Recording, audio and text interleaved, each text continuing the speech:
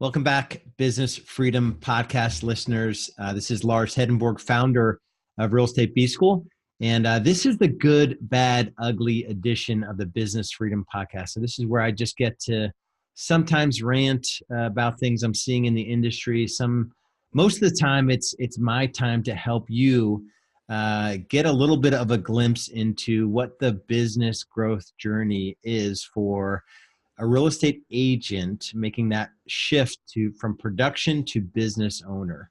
And there's a framework that I've used that has really served me well over the last, this is 10 years or so. Just finished my 10th year in real estate, started my team. My first assistant I hired in 2008. That was my first full year.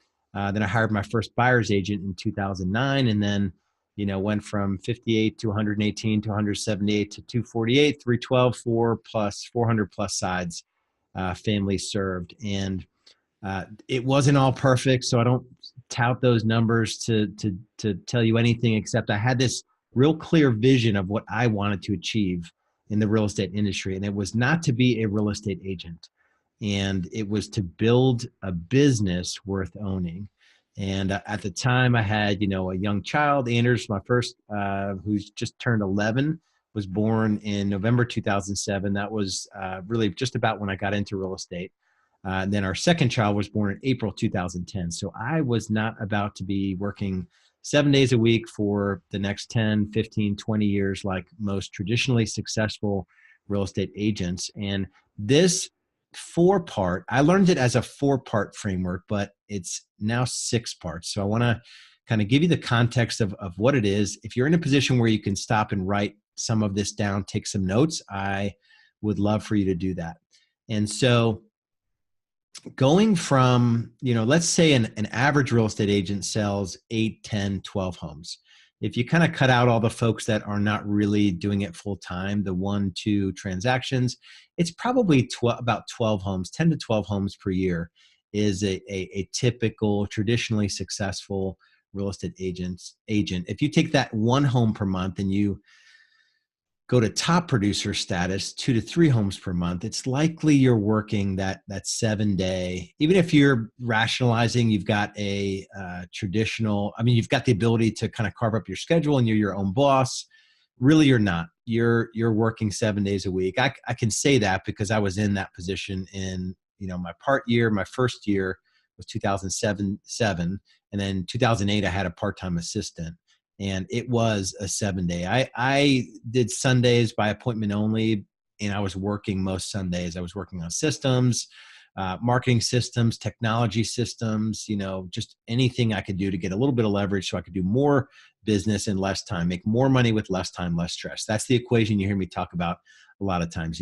Are you making the kind of money you want, working a reasonable amount of hours with a level of stress that's manageable? That is the holy grail.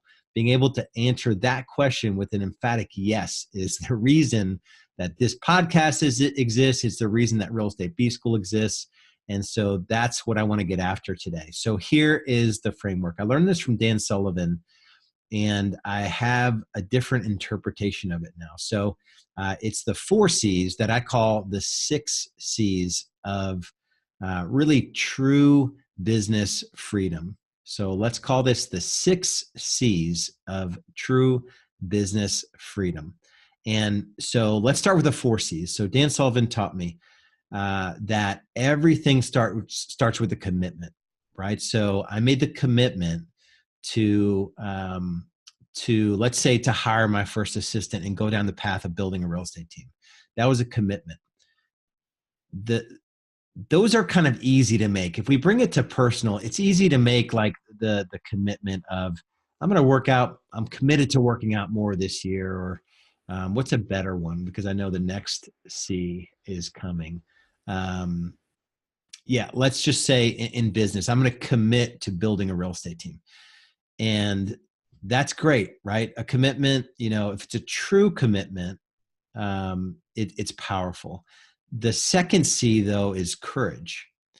And so you could commit to something, and then you really have to sort of wade your way through the icky feeling of having the courage to do the things that you need to do to stick to that commitment. And so, yeah, I'm gonna start a real estate team. Do I have the courage to make that first hire? Do I have courage to spend money on leads, that buyer agents that I need to train and hold accountable are going to make me a reasonable return? Right. So it's all the courage stuff. I've never managed people before.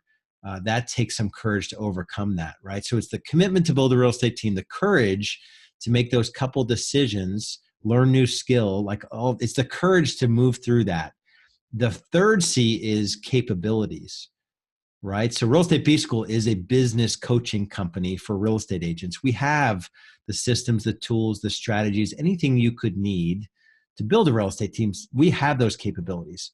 The challenge is there aren't a lot of us in the industry. 85% of real estate agents don't even have a part-time assistant. And so there aren't a lot of real estate agents that have bridged the gap from committing to building a business worth owning and bridge the gap over into the capabilities to do it, right? So we provide the capabilities. We also provide that gap, right? Seeing others that have done it. The agents go from 32 sides to 325 sides in 4 years, working 70 hours a week to working 15 hours a week in their business. So being part of a community, a business coaching community, will give you that courage. So commitment, courage, capabilities. You can build the capability to be a manager. You can build the capability to have a lead management policy, to train your agents on how to follow up with leads, right? You can build out the capabilities. And a lot of it is tool systems and strategies and learning from others that have done it ahead of you. When you make a commitment, you drag yourself through the courage, you build the capability, it gives you confidence. And that's the fourth C. The thing that is cool about this is that when you make a small commitment, it doesn't take that much courage. You build the capability, you get a little bit more confidence. Next time you make a bigger commitment, then it takes a little bit more courage, but you have the muscle, the memory of the success you just had with that smaller commitment. So you can get through the courage on a little bit bigger commitment, build out a bigger capability, and you get even more confidence, right? So hiring your first assistant, I'm committed, right? I'm spending 40 hours of my 60 hours a week doing work that I can hire out at $15 an hour. I'm committed this year to hire an assistant. Great. The courage, I've never managed people before. Okay, where am I going to get the money? It doesn't seem like I have the money to pay someone $24,000 or $30,000 this year. The capability is, we've got the job profile, we've got the job duties, we've got all the systems they can help you build out, gives you a little bit more confidence. Next time is I'm going to hire a buyer agent, right? That's a bigger commitment because you're giving away part of your production. Work through the courage, build out the capability. I've got the buyer system. I've got the accountability stuff. I've got the cadence on the team. And then you get more confidence. You hire a buyer agent or two, right? And this is sort of an evolution of the 4 C's. The fifth and sixth C where things go sideways for business owners in general. And I see this a lot in real estate agents that fail to scale.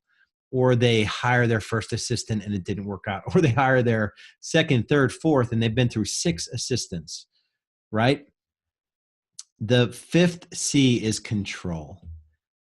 It's human nature. And I feel like business owners, entrepreneurs have this, like we need to control everything. And it's not healthy. You're not leaning into any kind of faith that you have the capability to build something beyond yourself. It's this inability to let go that really trips us up, right? So the 4 C's is great: commitment, courage, capability, confidence, and it sort of spirals upwards. Bigger commitment, a little bit more courage, bigger capability or a tougher system to install in your business, more confidence, right? That I get. The ability to let go and let someone else, empower someone else to run a bit of your business, give up control, give up working a certain part of a transaction, right, to an assistant, giving up showing homes. Maybe you hire a showing agent before you bring on a full buyer agent.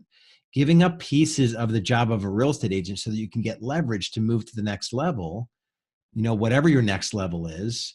That's where the control piece comes in. And the way to do it, and this is something I want to challenge you with, is to delegate and elevate. First and foremost, to realize that, let's say there are 8 jobs of a real estate agent, eight big jobs. 4 of those jobs in my market, we can hire someone anywhere from, let's call it $15 to $20 an hour. You need to decide how much money you want to make every hour. And if it's more than $15 to $20 an hour, hopefully it is. Hopefully it's at least $100 an hour. My number out of the gate getting into the industry was $250 an hour. I wanted to work 2,000 hours and make $250 an hour. Do the math. I wanted to make $500,000 in real estate. Simple. When you make that decision, what you're worth an hour, that makes it a whole lot easier to give up control. It doesn't mean that you don't need to build the system for the person to take over, right? So tool, system, strategies, right? Real Estate B School, we talked about that. You've got to let go and delegate to elevate. So delegate the parts of your job that you can build a system around, and have someone at a lower wage that's better suited to run that system, run it for you. And that's the key. So that's number 5. That's the 5th C that can trip you up. The 6th C is certainty. This is another human nature thing. And I learned this from Tony Robbins, that it's a little bit of a mind trick, because as human beings, we have the need for certainty and also uncertainty. The need for uncertainty is typically what attracts a real estate agent to building a team and to being an entrepreneur. It's like being an entrepreneur in an industry that allows for tremendous opportunity for business building. And so we, as business builders, as entrepreneurs, if you're listening to this podcast, it's likely that you're in that mindset. You have this need for uncertainty. You also have a need for certainty. And as a business owner, you could do the 4 C's all day long.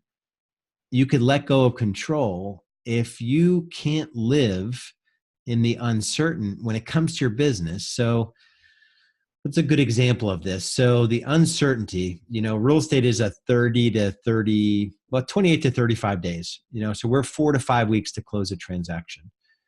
When you begin to build a team, you need to take on some level of expenses. Hopefully you're coached by someone who's a good coach that's going to teach you to lead with revenue and keep track of your leading indicators, and you're the CFO of your business, your numbers.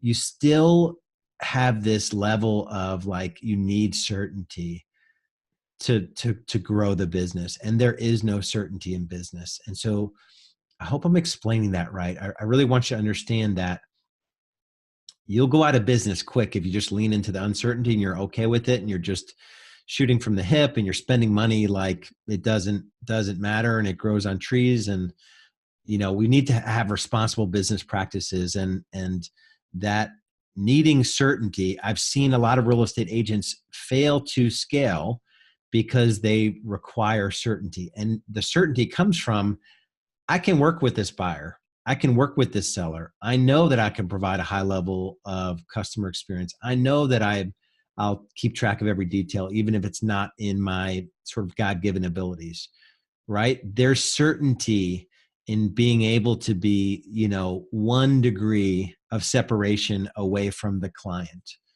Or I know that I can get on the phone and I can call my sphere, or I can door knock or do open houses. I know I can generate a lead or a prospect, and I can communicate and nurture and put them into a buyer and seller. And that's where traditional success comes from. You're in year 12, 15 of your real estate career. You're selling 25, 30 homes. You're top producer when you look at conventional success, and it is not a life worth living. Traditional success in our industry is complete lack of freedom. You may be making okay money, but your money is linked to the amount of hours that you work. So it's not scalable. You can't have a healthy 6-figure income sustainably working 35 to 40 hours a week. You can't make $500,000 consistently working with buyers and sellers, working a reasonable amount of time. You may be able to do it working 8 days a week. And I've met agents like that. They're making $500,000-$600,000 after expenses, and they're working 80 to 90 hours per week. And they're on their third marriage, and their health is failing them. And they are on their second set of kids, and their first set of kids don't love them or don't like them or don't see them. I'm being dramatic, right? So that's not for everyone. We see that a lot in our industry, though. Our relationships with our spouse and our children suffer. Our health suffers. We're not present. We're not where we're supposed to be when we're there, right? When we're with our family, we're elsewhere in our brain. And so I've been there, and there's no judgment, right? That was my first 2.5 years in real estate. I was just not present. As I was building the infrastructure for the business, I had to work with clients, and I had to prospect, and I committed 12 to 15 hours of new business development a week. So hopefully this framework serves you. The commitment, grind through the courage, build the capability, get more confidence, and don't let control and certainty mess you up. And the one other thing I'll add here is I've begun, or I've recommitted to a daily practice. My mornings they were pretty good last year, and I've tightened it up this year. And one thing I really recommitted to is a journaling practice. And so in the morning, I will journal quite simply 3 things I'm grateful for. And then 3 great things that will happen today. So it's sort of like a psychology of, expecting the best from the day. So 3 things I'm grateful for, 3 things I expect to be great about today. And then at night, I do 2 things. I journal 3 amazing things that happened today. And then what could I have done to make today better? And that's my journal process. So that's encouragement for all of you. It's going to help as you're going through the mental shift from, agent to hopefully from struggling agent, hopefully to top producing agent to, team leader to business owner. And that's the journey that I stand for. I've committed my professional life to serving agents that want to make that transition. And this podcast is never a pitch for anything. If that is you, I always want to let you know that there's an opportunity to take a next step if you choose to. This framework is going to help you no matter what. If you want to take a next step, we are just honored to get on the phone with you for a free coaching session. So don't hesitate to take us up on that offer. It's rebsstrategysession.com.